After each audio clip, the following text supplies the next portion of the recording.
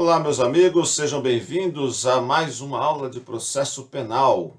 Eu sou o professor Temístocles Cristelmo e hoje o tema é processos incidentes, previsto no artigo 95 ou nos artigos 95 a 154 do Código de Processo Penal. Como nós falamos na aula sobre questões prejudiciais, nem sempre nós também teremos um processo incidente. O nome já diz, é um acidente que pode ou não acontecer no processo penal. Em caso de surgimento de um desses processos que passaremos a estudar, o juiz precisa resolver o incidente antes da causa principal, pois ela influenciará, ou seja, o incidente influenciará diretamente na decisão do juízo. Então, ignorar o surgimento de um processo incidente é comprometer a própria decisão, é comprometer o curso do processo.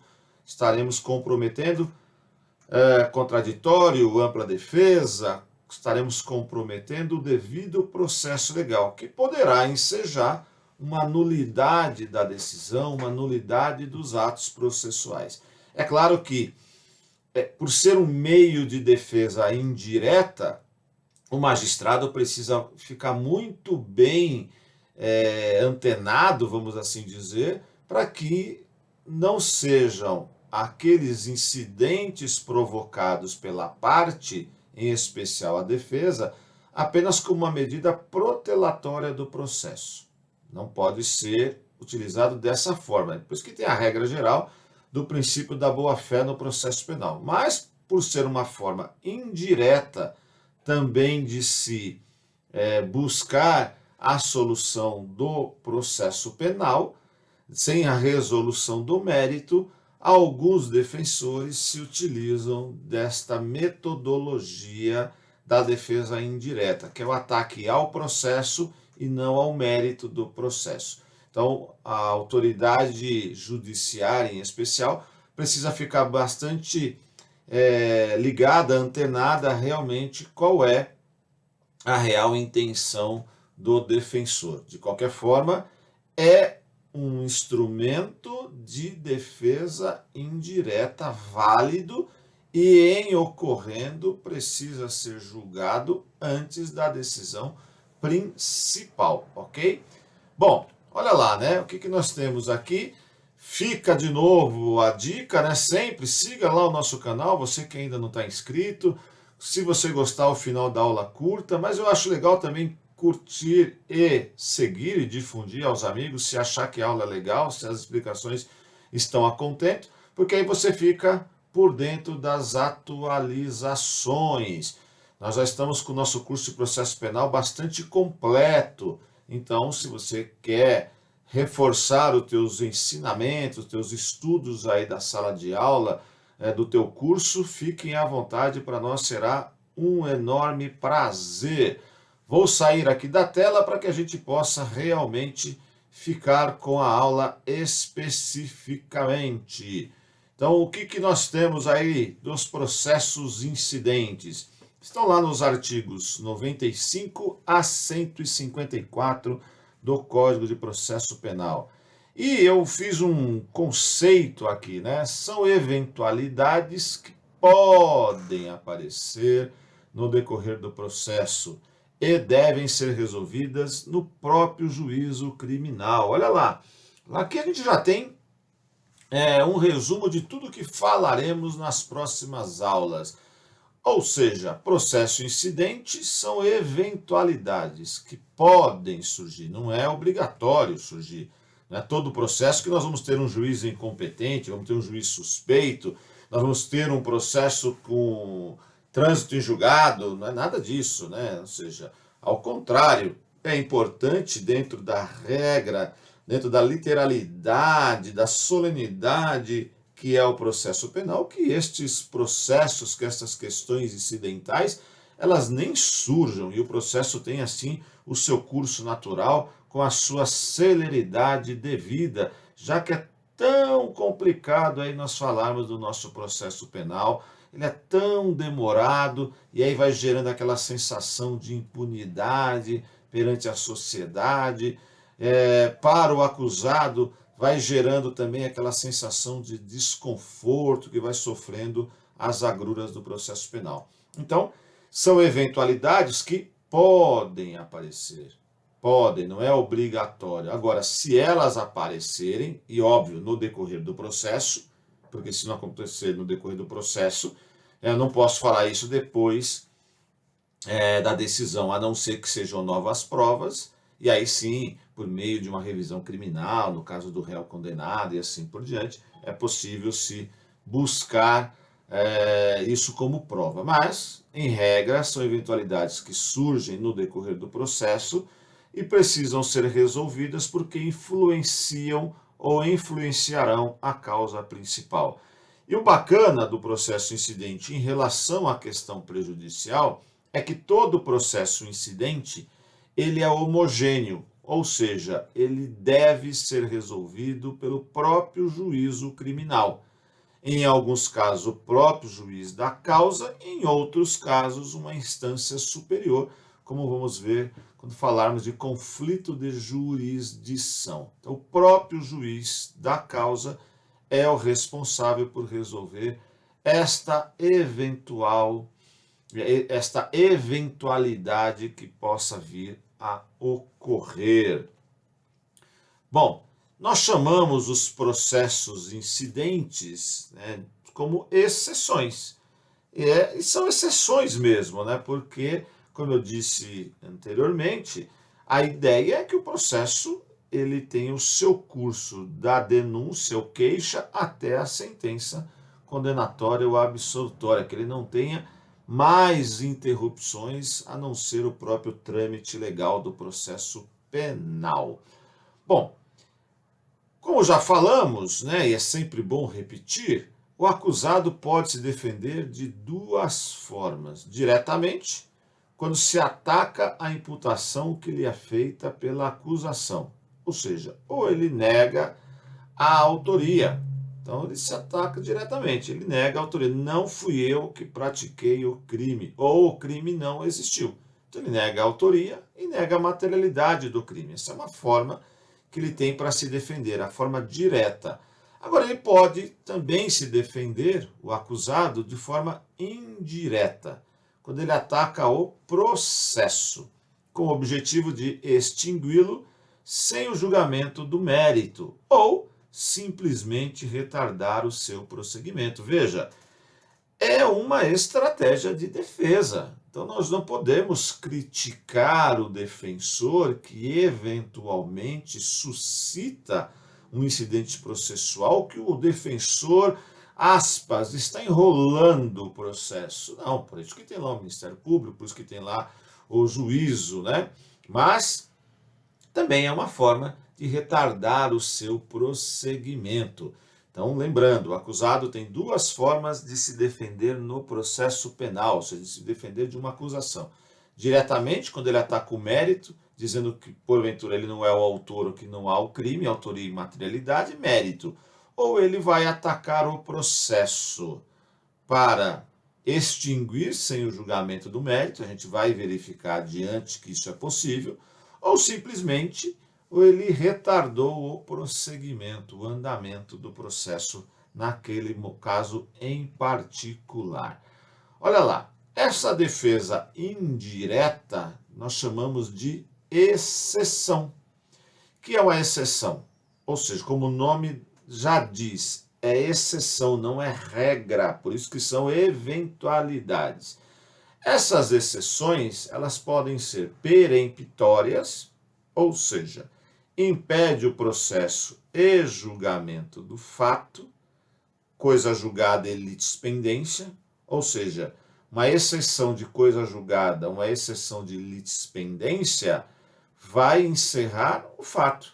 Ninguém pode ser processado novamente por algo que já o foi. Ninguém pode ser processado por um procedimento igual em andamento.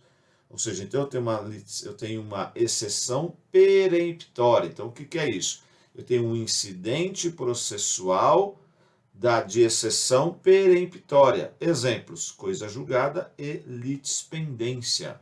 Eu tenho agora um incidente processual da exceção dilatória. Por que dilatória? Porque prorroga a duração do processo, possibilitando ainda o julgamento do fato. Quais são os exemplos de exceções dilatórias? A suspeição, a incompetência e ilegitimidade de parte. Ou seja, a parte alega, suscita que o juiz é suspeito. Ele diz que não é suspeito. Ou o tribunal garante que ele não é suspeito. O processo segue, ou seja, não para o processo. A parte suscita que o juiz é incompetente. Se o juiz se julgar incompetente, passará o caso a quem é competente. O processo vai seguir. O processo está tramitando sem parte legítima. O promotor ofereceu a denúncia no caso que era de queixa-crime. Não havendo ainda a decadência, a parte pega, o particular retoma o processo, promove a queixa-crime e o processo segue. Por isso que ela é dilatória. Peremptória, o processo se encerra. A dilatória, resolve-se o incidente, o processo segue adiante. Bom, quais são as exceções, então, que nós temos no nosso ordenamento jurídico? O artigo 95 do Código de Processo Penal nos traz: poderão ser opostas as exceções de suspeição, incompetência de juízo, litispendência, ilegitimidade de parte e coisa julgada. Então, nesta primeira aula, nós vamos falar dos incidentes processuais de suspeição, incompetência de juízo, litispendência, ilegitimidade de parte e coisa julgada. Exceções peremptórias, ou seja, aquelas que encerram o processo. Então, nosso ordenamento jurídico é proibido o bis in idem. Uma pessoa não pode ser processada ou julgada mais de uma vez pelo mesmo fato, ou seja, a mesma ação penal. Os exemplos que nós temos e repetimos são a litispendência e a coisa julgada. O que é a litispendência? 2 ou mais processos correrem simultaneamente. Como é que é resolvido este incidente processual? O que se iniciou por último deve ser extinto. Coisa julgada, sentença transitou em julgado, impede a instauração de novo processo sobre o crime já julgado. Ou seja, faz prova disso e o processo que iniciou por último deve ser extinto. Portanto, com a exceção de litispendência e coisa julgada, são incidentes processuais que influenciam na causa principal. Em surgindo, o juiz para o processo principal, analisa o processo secundário, esse processo incidente, no caso da coisa julgada e da litispendência, em assim reconhecendo que tem um outro processo em andamento ou que já houve uma ação penal com o mesmo objeto, os novos processos serão extintos. Ficará apenas o processo que já está em andamento, no caso da litispendência. No caso da coisa julgada, já foi até, obviamente, julgado anteriormente. Bom, as exceções dilatórias. Então, nós temos isso no artigo 95 a 111 do Código de Processo Penal. A primeira é a suspeição. Os órgãos responsáveis pela condução do processo penal devem ser imparciais. Assim, se o juiz, o próprio Ministério Público, o mesmo perito, que são os auxiliares da Justiça, tiverem relação alguma com as partes, lá no artigo 254, nós vamos verificar quais são os casos de suspeição. Amigo íntimo, inimigo capital, parente, respondendo pelo mesmo processo, cônjuge, afins até segundo grau, ou seja, o artigo 254 nos traz um rol de critérios para estabelecer a suspeição do juízo. Devem ser afastados do processo e os atos praticados serão considerados nulos. Ou seja, a suspeição está intimamente ligada ao devido processo legal. As partes precisam ser julgadas por um processo pré-estabelecido, ou seja, não se admite tribunal de exceção, por um juiz com jurisdição, por um juiz competente e por um juiz imparcial. Ou seja, o incidente processual penal da exceção de suspeição dilatória, ela é, acima de tudo, um princípio constitucional, porque está atrelada ao princípio do devido processo legal. Incompetência do juízo. Todo juiz tem o poder de dizer o direito ao caso concreto, isto é, aplicar a jurisdição. Agora, esse direito não é absoluto, ele precisa observar determinadas regras que delimitam. É aquilo que nós, quando aprendemos competência e jurisdição, já sabemos. Todo juiz possui jurisdição, mas nem todo juiz é competente. Quem vai estabelecer a competência do juízo são as leis de organização judiciárias, as resoluções dos tribunais regionais federais, dos tribunais de justiça.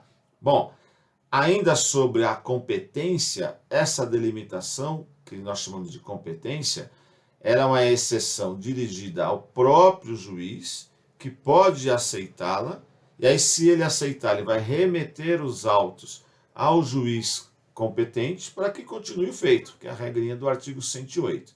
Da decisão que aceitar, obviamente, cabe recurso em sentido estrito, artigo 5812. E da decisão que recusar a exceção, não há recurso possível, então é possível habeas corpus. Vou explicar rapidamente essa questão. O que é isso, né? Como a parte suscita que o juiz é incompetente. Então, ela entra com processo incidente, exceção dilatória, ao próprio juiz. Ele pode dizer assim, não sou incompetente, permaneço no caso. Mas a parte, para não se sentir prejudicada, o que ela faz? Ela entra com recurso.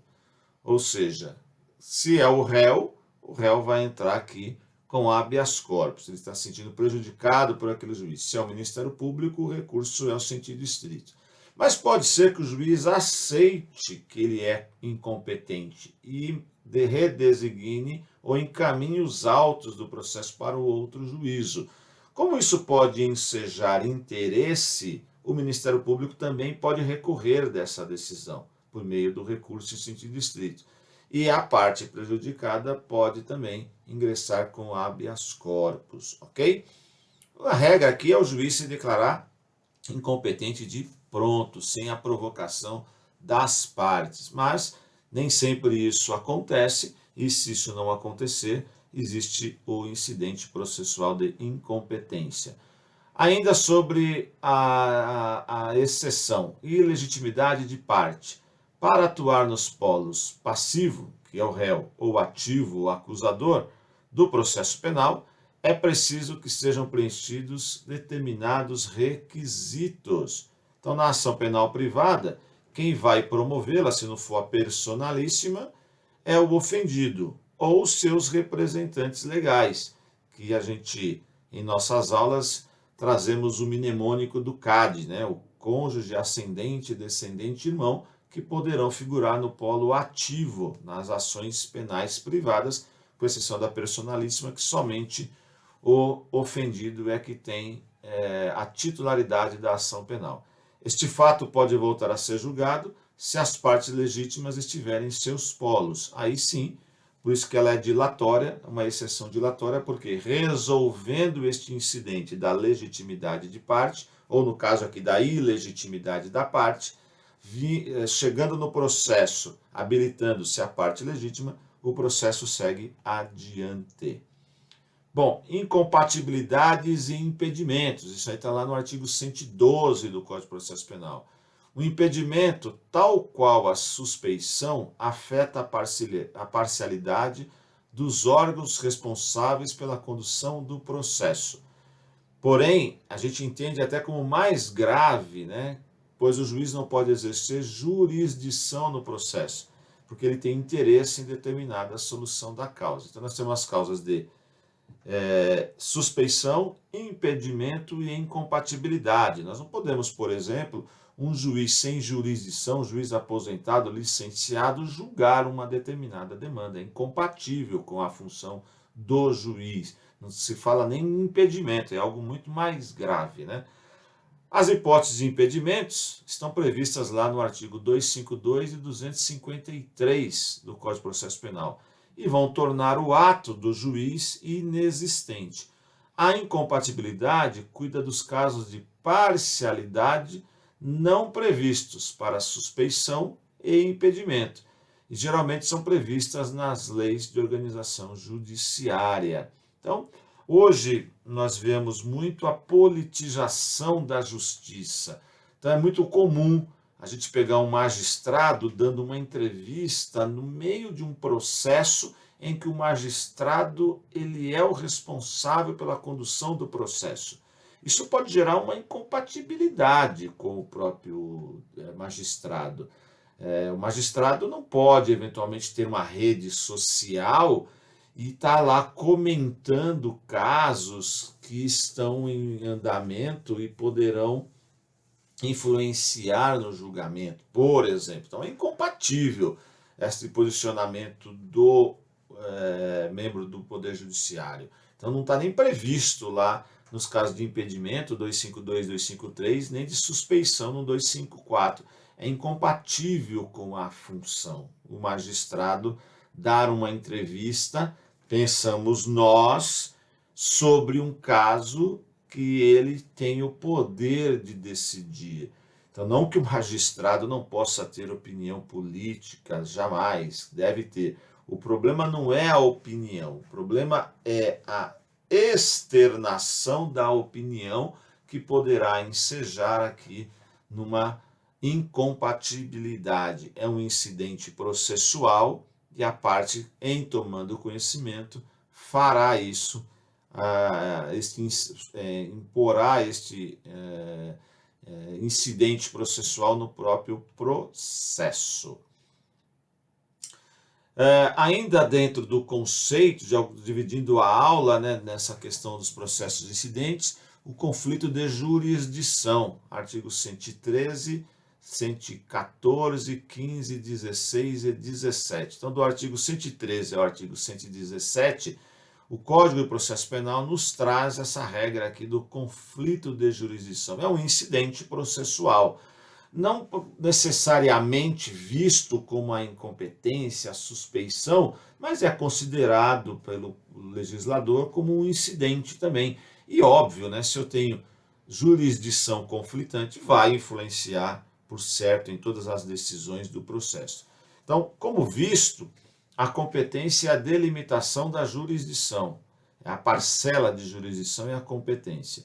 Se o réu considerar que determinado juiz é incompetente para o julgamento da causa, essa incompetência pode ser arguída por meio de exceção. Agora, essa não é a única forma de resolver as controvérsias relativas à competência, o que pode ser feito também por meio do chamado conflito de jurisdição. Então, além do incidente processual da competência, do incidente processual da incompatibilidade e da suspeição, o réu ainda pode suscitar ou as partes suscitarem o conflito de jurisdição. Bom, o conflito de jurisdição pode ocorrer nos seguintes casos, o que diz lá o artigo 114. 2 ou mais juízes se consideram competentes. Aí nós temos um conflito de jurisdição positivo. Ou podem se considerar incompetentes para julgar determinada causa. Aí nós temos o incidente de competência negativo.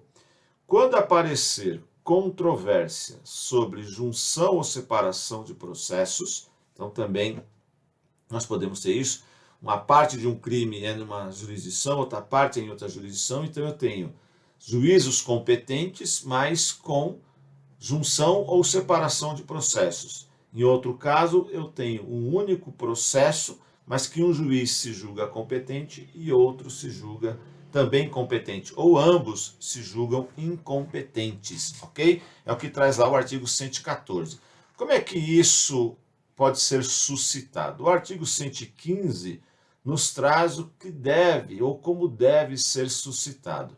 Ao contrário da exceção de suspeição, em que só o réu pode suscitar o incidente, no conflito de jurisdição podem fazê-lo qualquer das partes, tanto o autor quanto o réu, o Ministério Público, mesmo quando este não for parte, se for lá nos crimes de ação penal privada, qualquer dos juízes ou tribunais interessados na causa. Mas não é o próprio juiz que resolve. Então, a parte suscita que os dois juízes são competentes. No caso aí, ambos, né, os próprios juízes. O juiz da comarca A diz que é competente, o juiz da comarca B também diz. Ou da comarca A diz que é incompetente, ou da comarca B diz que é incompetente. Não é um sorteio para o ímpar entre os dois. Não, eles encaminham a demanda à instância superior. Se for justiça comum, estadual, TJ. Se for justiça comum federal, vai encaminhar lá para o TRF. E o tribunal vai decidir qual é o juízo competente, ok? Então, não é o juiz que vai deliberar sobre isso. A mesma coisa quando for o Ministério Público ou quando for o réu que suscitar este conflito de jurisdição, ok? Então é isso, turma, que nós tínhamos para falar sobre as exceções, sobre impedimento, incompatibilidade e sobre conflito de jurisdição. Espero que vocês tenham gostado da explicação. Se gostaram, dê um like aí no nosso canal, transmitam aos colegas, sigam também o canal para ficar por dentro das atualizações. Meu muito obrigado, fiquem com Deus e até a próxima.